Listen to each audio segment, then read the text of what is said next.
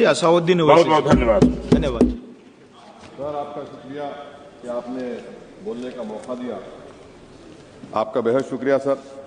Sir, मैं इस budget की मुखालिफत में बोलने के लिए खड़ा हूं और इस बात को ज़हन-नशीन करनी चाहिए कि सर के पिछले 25 साल में से 15 साल बीजेपी और एनडीए इख्तिदार पर है और यही बुनियादी वजह है कि आज एक ग्रेजुएट बेरोजगार है, किसान खुदकुशी कर रहे हैं, एमएसएमई बंद हो रहे हैं और चीन से बगैर इंपोर्ट करे हमारे देश का निजाम नहीं चल सकता। ये सब जिम्मेदारी इस हुकूमत पर आयद होती है सर, वजीर आजम कहते हैं कि मुल्क विकसित भारत की राह पे है। मैं कहना चाहता हूं कि ये उस वक्त तक मुमकिन नहीं है जब तक इस मुल्क की 80 करोड़ आवाम फ्री राशन के बगैर जिंदा नहीं रह सकती। विकसित भारत उस वक्त तक मुमकिन नहीं है सर जब हमारे देश की लड़कियां न्यूट्रिशन और तालीमी मौके उनको बच्चों की तरह नहीं मिल जाते। सर, विकसित भारत उस वक्त तक मुमकिन नहीं है जब हमारे मुल्क के बच्चों को जो पढ़ना नहीं आता, प्रॉपर सेंटेंस नहीं लिख सकते। सर, विकसित भारत उस वक्त तक मुमकिन नहीं है जब इस देश की बहुत बड़ी आबादी गरीब है, एब्जेक्ट पॉवर्टी में है। विकसित भारत इस वक्त तक मुमकिन नहीं है सर जब देश के 15% मुसलमानों को तालीम से, रोजगार से, सियासत, इंतजामिया और गवर्नेंस से मजहबी तासुब की बुनियाद पर खारिज कर दिया जाता है।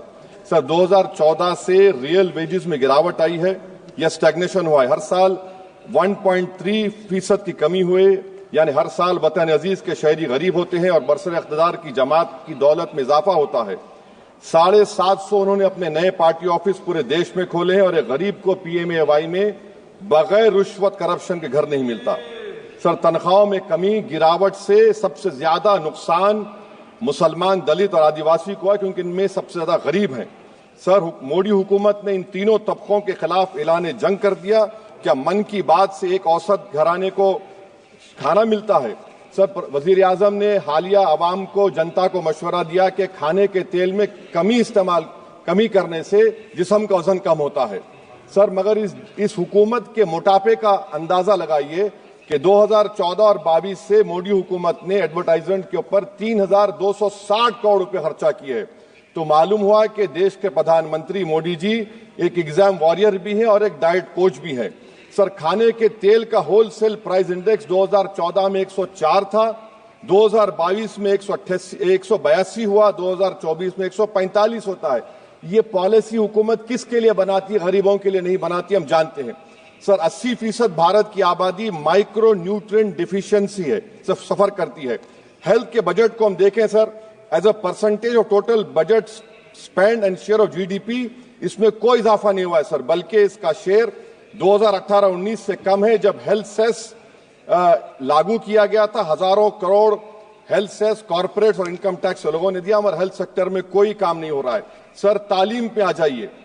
इकोनॉमिक सर्वे जो रिसेंटली ले हुआ है इस हाउस में, जिसमें डेटा यह बताता है कि स्कूल रिटेंशन क्लास 1 to 10 63.8 और हायर सेकेंडरी में क्लास 1 to 12 45.6। मतलब यह है कि सर, एक 1/3 हमारे बच्चे 10वीं तालीम को मुकम्मल नहीं करेंगे और आधे से ज्यादा 12th की तालीम नामुकम्मल करेंगे। लगता है कि देश के प्रधानमंत्री इनको एग्जाम वॉरियर बनाने का जो नारा लगाते हैं, वो नहीं चाहते कि नौजवान तालीम याफ्ता बने, बल्कि सिर्फ चाहते हैं कि गरीब और मायूस नौजवान उनकी जलसों जनसभाओं में यहाँ शिरकत करें, उनके लिए जिंदाबाद के नारे लगाएं और खुद की जिंदगी और मुस्तकबिल को मुर्दा कर दें। सर, सच्चाई यह है कि हमारे नौजवानों का एक बहुत बड़ा तबका बेसिक मैथमेटिक्स पढ़ नहीं सकता और अपनी मादरी जबान में एक जुमला नहीं लिख सकता। सर, जो सौतेला तासुब रवैया अक़लियतों के साथ हुकूमत कर रही है, इसकी मिसाल यह है कि वजारत अक़लियती बहबूद का बजट पिछले साल से कम हो गया है। सर, मैं एग्जाम्पल दे रहा हूं आपको। जो pre matric, post matric, MANF, free coaching, interest subsidy education loan है, एलोकेशन फॉर एजुकेशन एम्पावरमेंट में जबरदस्त कमी आई है। सर, पिछले साल 1575 करोड़ था सर, इस साल 678 करोड़ कर दिया गया है। सर, सेंट्रल सेक्टर की जो स्कीम्स है, जिसमें education, empowerment, skill development, PM विकास है, 2024 में 2120 करोड़ में से सिर्फ 770 खर्चा किए गए। सर, 2025-26 में उसको 1237 करोड़ कर दिया गया। सर, ये सरकार अक़लियतों को और खास तौर से मुसलमानों को मुकम्मल नजरअंदाज कर दी गई है। प्री मैट्रिक स्कॉलरशिप सर, पिछले साल 326 करोड़ में से 90 करोड़ रुपए खर्चा किए गए। पोस्ट मैट्रिक में इस साल 65% कमी कर दी गई, सिर्फ 413 करोड़। मेरिट कम मीन सर 33 करोड़ से 7 करोड़ कर दिया गया है। कौमी वक्फ बोर्ड तरक्याती स्कीम, शहरी विकास संपत्ति सर 2023-24 में 17 करोड़ में 8 करोड़ दिए गए, 1 करोड़ खर्चा हुआ। 2024 में 16 करोड़ सिर्फ 3 करोड़ रुपए दिए गए। इस साल 13 करोड़ रुपए दिए गए हैं। तो इससे अंदाजा होता है कि हुकूमत वक्फ की जायदादों को आमदनी का जरिया नहीं बनाना चाहती, उसको बर्बाद और खत्म करना चाहती है। सर स्किल डेवलपमेंट में हमारी दोहर उस्ताद नई मंजिल बिल्कुल खत्म करके रख दिया। अब टेक्सटाइल इंडस्ट्री बर्बादी के दहाने पे आ गई सर। 2016 तक भारत में सबसे ज्यादा रेडीमेड गारमेंट्स हम एक्सपोर्ट करते थे, आज उसमें 14% कमी आई, बांग्लादेश हमसे आगे चला गया। सर मैं एक मिसाल दे रहा हूं, मालेगांव में पावरलूम इंडस्ट्री में जो रोजगार देते हैं, ना उस पावरलूम इंडस्ट्री के लिए ना उसमें लेबरर के लिए कुछ इस बजट में रखा गया है। RODTEP, ROSCTL में एक्सपोर्ट प्रमोशन की पॉलिसी नहीं बनाई गई। ग्रुप इंश्योरेंस और GIS को क्यों बंद किया गया इन पावरलूम इंडस्ट्री के लिए? और फिर सर PLI स्कीम के बहुत बड़े दावे किए जाते हैं। ये PLI स्कीम प्रो कॉर्पोरेट है, जबकि इसको प्रो माइक्रो होना चाहिए था। मालेगांव की पावरलूम इंडस्ट्री के लिए इंफ्रास्ट्रक्चर डेवलपमेंट है। ये तासुब और सौतेला सुलूक मालेगांव पावरलूम और ये इंडस्ट्री से कब तक चलेगा? सर डेडलाइन, मोदी जी ये गवर्नमेंट डेडलाइन देती है। मेक इन इंडिया का वादा था सर 100 मिलियन जॉब्स, 12 से 14% ग्रोथ। हकीकत क्या है सर? सिर्फ 6% ग्रोथ है। मैन्युफैक्चरिंग एम्प्लॉयमेंट में सर 12.6 2011-12 में था, वो गिरकर 11.4 हो गया 2022-23 में। सर इकोनॉमिक यूरोपियन यूनियन की policy on carbon border adjustment mechanism EU deforestation regulation ये कहता है इसके ऊपर भारत का बहुत बुरा असर पड़ने वाला है। इकोनॉमिक सर्वे ये कहता है कि 9.5 बिलियन एक्सपोर्ट्स में कमी आएगी। क्या पॉलिसी है सरकार की? सर अनक्लेम डिपॉजिट्स देखिए सर, 2023-24 में LIC में 3,70,000 maturity claims are lying unclaimed, 880 crore के। EPFO 2023-24 में 8,500 crore is lying unclaimed in 21 lakh inoperative accounts. Is this being done deliberately to shore up the government supply? Why is the middle class being made bali ka bakra, sir?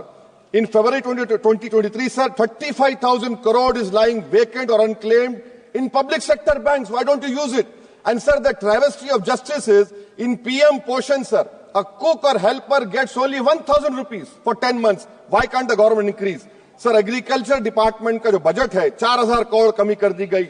मैं आदादो शुमार और एक study की बुनियाद पर कह रहा हूं कि किसानों की अगर आमदनी 100 रुपये है तो ये हुकूमत 12 रुपये लेती है। जुल्म नहीं तो क्या है?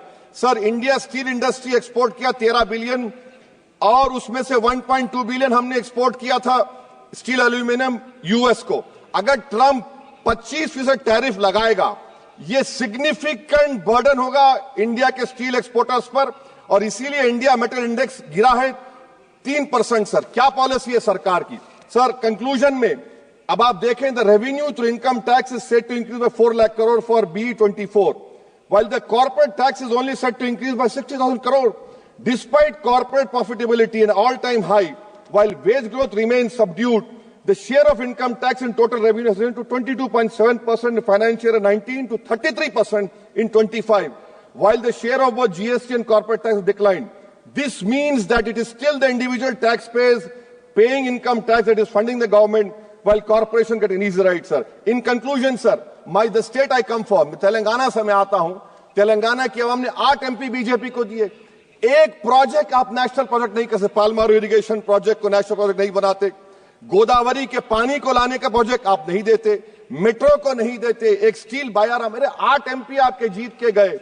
ये लगता है कि बेचारे वो कितने कमजोर हैं कि जिस रियासत से जीत कर गए वहां पर कुछ नहीं कर सक रहे सर। तो इसीलिए मैं इस बजट की मुखालिफत में खड़ा हूं। इससे कोई रोजगार में फायदा नहीं होगा, विकसित भारत नहीं बनेगा। आप लाख बोल लीजिए, हम 12 लाख का बाजा बजाइए, मगर बाजू GST का एक चौकीदार खड़ा हुआ है चोरी करने के लिए। बहुत बहुत शुक्रिया सर।